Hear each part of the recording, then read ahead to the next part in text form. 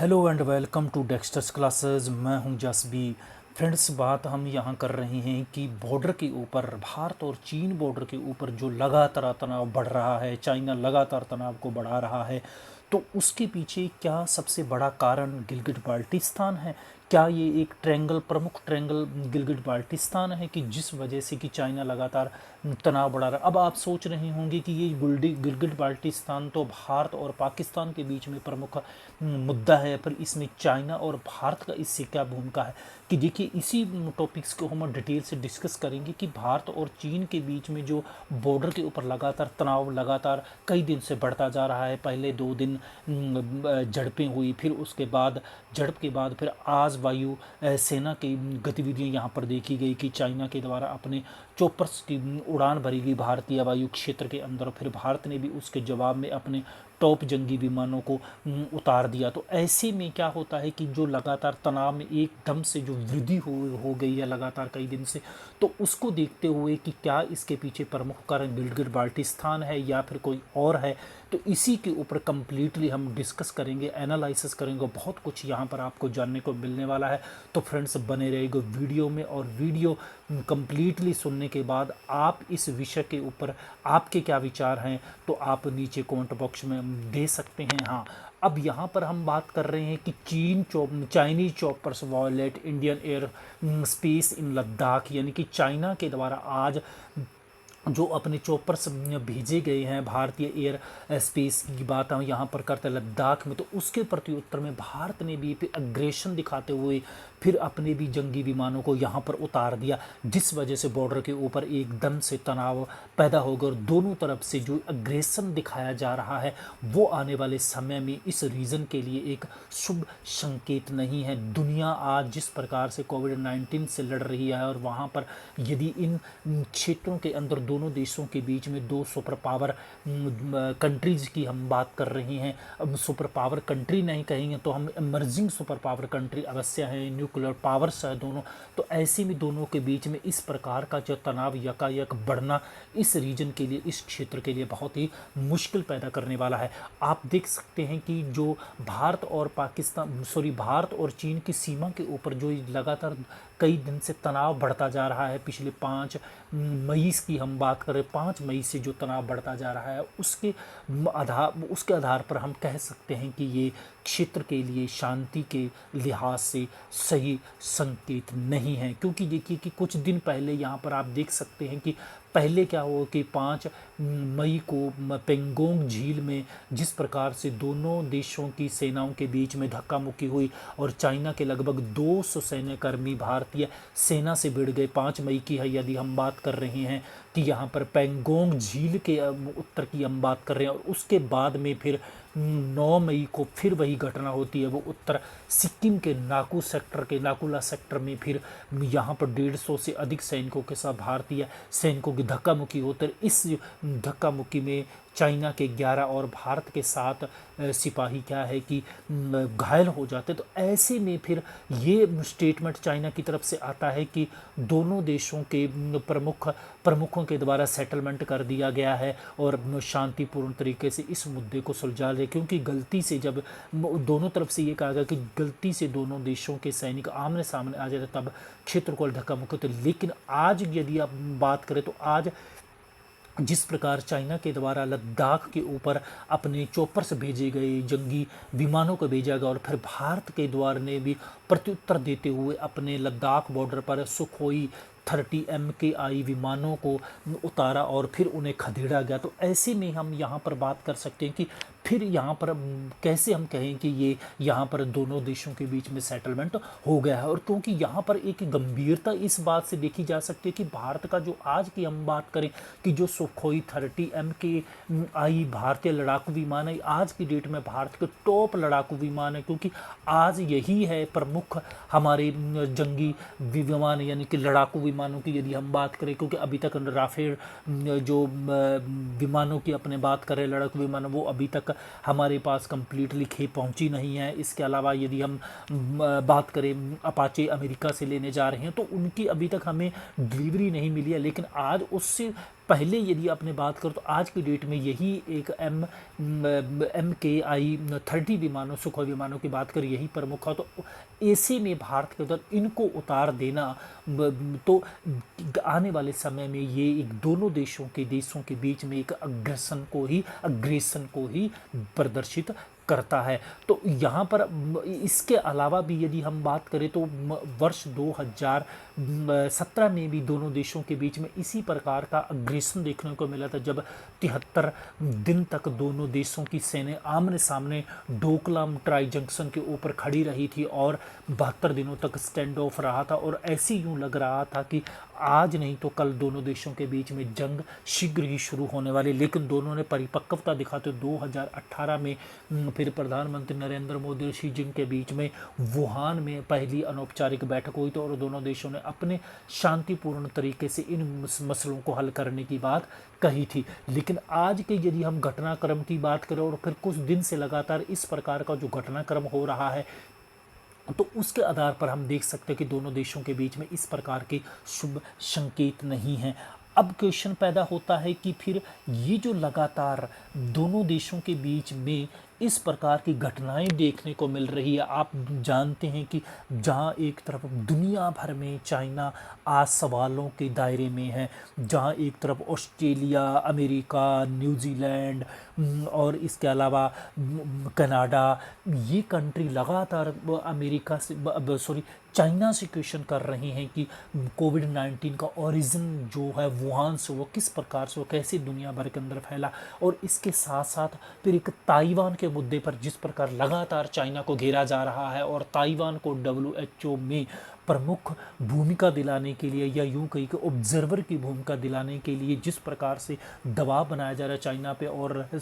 Taiwan का समर्थन किया जा रहा है, तो ऐसे में यहाँ पर क्वेश्चन पैदा होता है कि फिर वो इन अपने पड़ोसी दूसरे देशों के साथ में इस प्रकार से क्यों तनाव को पैदा कर रहा है। तो इसी के ऊपर हम बात कर रहे हैं। और पहला जो रीज़न है क्वेश्चन निकल कर आता है वो होता है गिलगिट बाल्टिस्तान। देखिए फ्रेंड्स, हम यहाँ पर आपके जहन में भी क्वेश्चन डेफिनेटली आ रहा होगा कि मैं उन फ्रेंड्स की बात कर रहा हूँ कि जो फ्रेंड्स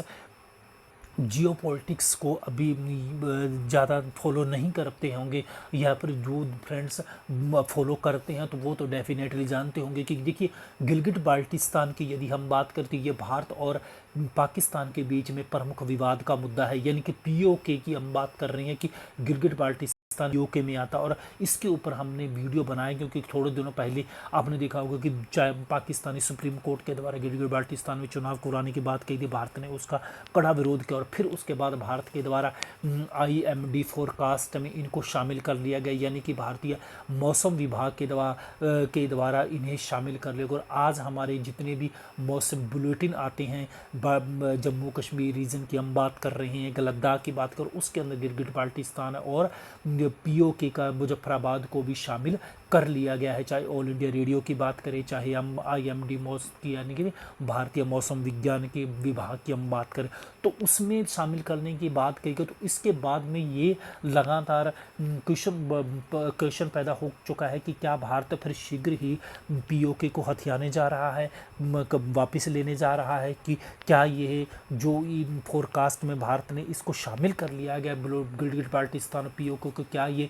POK को वापस लेने का पहला कदम है। तो ऐसे में जहां पाकिस्तान कंप्लीटली बौखलाया हुआ, ऐसे में चीन को भी चिंता पैदा होगी। क्यों? क्योंकि चीन का जो CPEC है, यहाँ पर बात करें चीन पाकिस्तान एक आर्थिक गलियारा है, यानी कि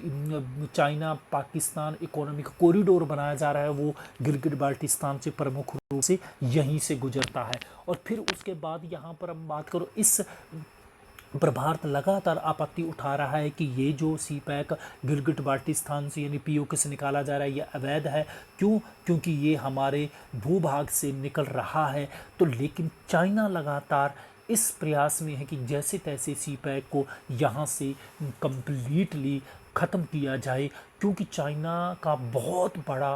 पैसा यहाँ पर खर्च हो रहा है सी पैक पर। और इतना ही नहीं है कि इस गिलगित बाल्टिस्तान में चीन और पाकिस्तान सीज बनाने जा रहे हैं, जिसकी हम बात करते हैं, यानी कि स्पेशल इकोनॉमिक जोन बनाने जा रहे हैं, जिसकी सैटेलाइट इमेज से यहाँ पर आप देख ले 2019 में तस्वीरें भी ली गई है कि यहाँ पर चाइना के द्वारा जो सीज बनाया जा रहा है गिलगित बाल्टिस्तान में, तो उसके ऊपर भी भारत के द्वारा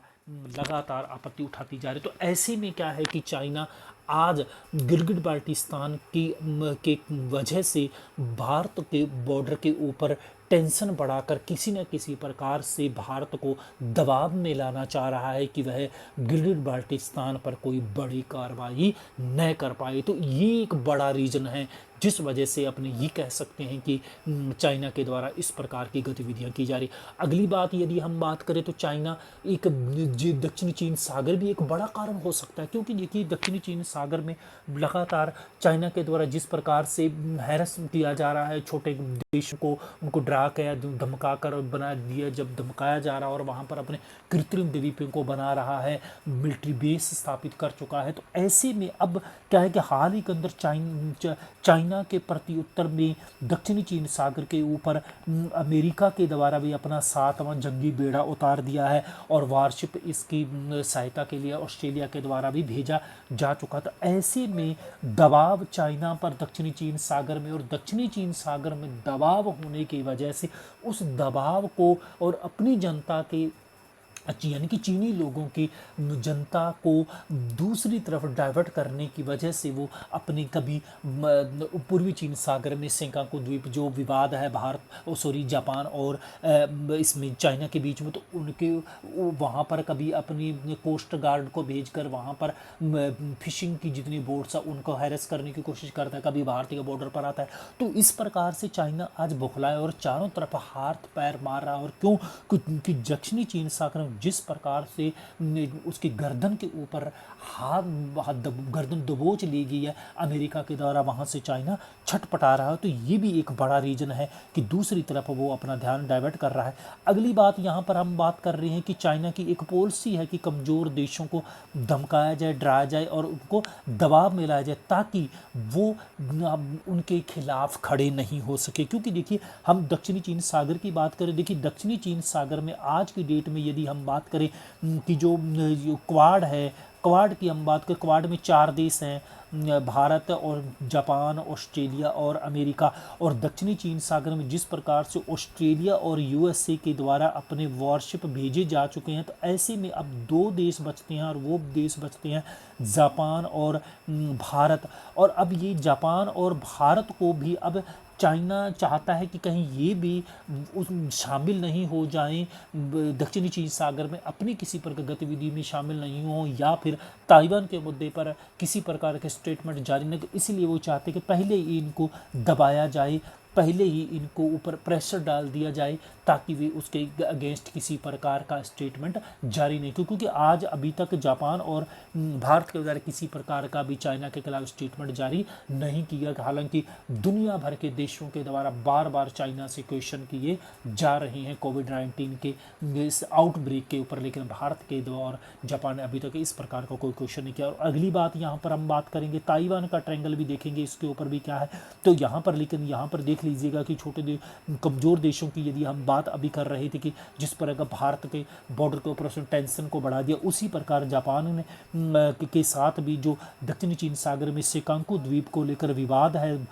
चीन और जापान के बीच में, उसमें वहाँ पर चाइना के द्वारा हैरेसमेंट किया जा रहा है कोस्ट गार्डर के द्वारा जितनी भी फिशिंग वेसल्स हैं। तो ऐसे में वहाँ पर जापान के ऊपर भी दबाव बनाने की कोशिश की गई है। अब अगली बात आती ताइवान। ताइवान एक बड़ा रीज़न है, बहुत बड़ा कारण, और चाइना मैं कहता हूँ कि छटपटा रहा है ताइवान के मुद्दे पर। क्यों कि लगातार जिस प्रकार से यहाँ पर हम बात कर 5 आइज़ कंट्री हैं, जो मैंने एक पहले भी एक कई वीडियो के अंदर इसका जिक्र किया है कि 5 आई कंट्री है जितने भी, वो आज लगातार चाइना के ऊपर दबाव बना रहे हैं और ताइवान का लगातार समर्थन कर रहे हैं कि WHO में ताइवान को एक मेंबर नहीं तो कम से कम उनको एक ऑब्जर्वर की भूमिका तो मिल ही जाए। इसके लिए लगातार लगातार प्रयास किया जा रहा है 5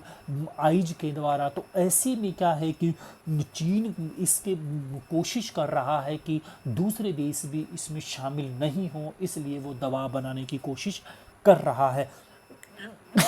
यहाँ पर आप अगर WHO की जो WHA यानी कि वर्ल्ड हेल्थ ऑर्गेनाइजेशन की जो असेंबली होने जा रही है, वर्ल्ड हेल्थ ऑर्गेनाइजेशन की जो WHA हो रही है यानी कि वर्ल्ड हेल्थ असेंबली होने जा रही है 18 मई को। तो 18 मई को जो बैठक होने जा रही है, तो इसमें पुरजोर तरीके से ऑस्ट्रेलिया, न्यूजीलैंड, अमेरिका, जापान, तो ये देश को, कनाडा, ये देश लगातार कोशिश कर रहे हैं कि वापस इनको ऑब्जर्वर की भूमिका मिलाए, क्योंकि वर्ष 2009 से लेकर 2016 तक ये वर्ल्ड हेल्थ ऑर्गेनाइजेशन ऑब्जर्वर रहा, लेकिन वर्ष 2018 में इनको निलंबित कर दिया गया था। किसको? ताइवान को। और ताइवान को इसलिए निलंबित कर दिया गया था क्योंकि चाइना के दबाव के कारण, चाइना के प्रभाव के कारण, क्योंकि 2017 में जो ट्रूडो है वो चाइना का प्रमुख सहयोग, क्या बोलते हैं कि उनका जो झुकाव है वो चाइना की तरफ, ट्रूडो इथोपिया के, और इथोपिया प्रमुख सहयोगी है चाइना का। चाइना ने बड़ी मात्रा में वहाँ पर इन्वेस्टमेंट कर रखा है वन रोड एंड बेल्ट के नाम पर। तो ऐसे में अब यहाँ पर बात है कि चाइना कोशिश कर रहा है कि वह ताइवान को किसी तरह से दूर किया जाए, क्योंकि देखिए चाइना अपने को एक प्रमुख चीन मानता है, यानी कि पीपल्स रिपब्लिक चाइना मानता है, वो चाइना ही मानता, कहता वन चाइना है, दुनिया में एक ही चाइना, और वो है PRC यानी कि republic of people's republic China. लेकिन ताइवान को वो एक अपना प्रोविंस मानता है, लेकिन चाइना और ताइवान अपने आप को क्या मानता है? RC मानता है, यानी कि रिपब्लिक ऑफ चाइना मानता है, और वो कहता है कि मैं एक अलग स्वतंत्र देश हूँ। तो अब यहाँ पर एक खबर निकल कर आ रही है कि न्यूजीलैंड के द्वारा भी वापस ताइवान को WHO की मेंबरशिप दिवाने के लिए क्या है कि समर्थन देना की घोषणा कर दिया, क्योंकि जो F5 देश हैं, यानी कि 5 आइज कंट्री की हम बात कर रहे हैं, वो है न्यूजीलैंड, ऑस्ट्रेलिया, कनाडा और अमेरिका और ब्रिटेन। तो ये जो 5 देश हैं ये लगातार प्रयास कर रहे हैं कि वापस दिलवाया जाए मेंबरशिप किनको? ताइवान को न्यूजीलैंड इसके वर्ल्ड हेल्थ ऑर्गेनाइजेशन। तो वो लगातार दबाव बनाया जा रहा है। तो ऐसे में क्या है कि चाइना बौखलाया हुआ है, तो वो फिर दूसरे छोटे कंट्रीज को दबाने की कोशिश कर रहा है ताकि अपना बनाया जाए, और वो छोटे देश भी कहीं इन देशों की हाँ में हाँ नहीं मिला दें, ताइवान का समर्थन नहीं कर दें। तो अब यहाँ पर आता है कि चाइना, और इसी हाल ही में आज एक और न्यूज़ देख सकते हैं कि ये चाइना कट बीफ वो इम्पोर्ट फ्रॉम ऑस्ट्रेलिया, क्योंकि ऑस्ट्रेलिया से शराब और जो मांस है बड़ी मात्रा में आयात करता है ये चाइना। तो चाइना ने ऑस्ट्रेलिया के ऊपर दबाव बनाने के लिए उसका कट कर दिया है मांस। तो ये अपने बात कर सकते हैं। तो इस प्रकार से अब यहाँ पर क्वेश्चन होता है कि क्या भारत को भी ताइवान का जो 18 अप्रैल को जो मीटिंग हो रही है, और ताइवान को समर्थन क्या करना चाहिए मुद्दे के ऊपर ताइवान को इसमें शामिल किया जाए वर्ल्ड हेल्थ ऑर्गेनाइजेशन में? क्या इसके ऊपर आप क्या रिव्यू रखते हैं? क्योंकि लगातार चाइना के द्वारा पाकिस्तान का समर्थन किया जा रहा है। आपने देखा हो कि 2017 को जब डिसॉल्व किया गया था, उसको भंग किया गया था, उसके बाद में लगातार चाइना के द्वारा पाकिस्तान का समर्थन किया गया और बार बार उठाया गया UN के अंदर इस विषय को। तो अब यहाँ पर आता है कि क्या भारत को भी या तो न्यूट्रल रहना चाहिए, या फिर भारत को भी पाकिस्तान जो के साथ जिस प्रकार से खड़ा होकर चाइना अपनी डिप्लोमेसी यूज करता है भारत के खिलाफ, क्या इस प्रकार भारत को भी कुछ ना कुछ अपनी डिप्लोमेसी चाइना के अगेंस्ट करनी चाहिए या नहीं करनी चाहिए, या न्यूट्रल रहना चाहिए? इस विषय के ऊपर आप क्या अपने विचार रखते हैं, ये नीचे कमेंट बॉक्स में देख सकते हो। मैं सबके कमेंट पढ़ूंगा। तो उम्मीद है कि यहाँ पर आप लोगों को कुछ नया जो जानने को मिला होगा। वीडियो सुनने के लिए फ्रेंड्स बहुत बहुत धन्यवाद।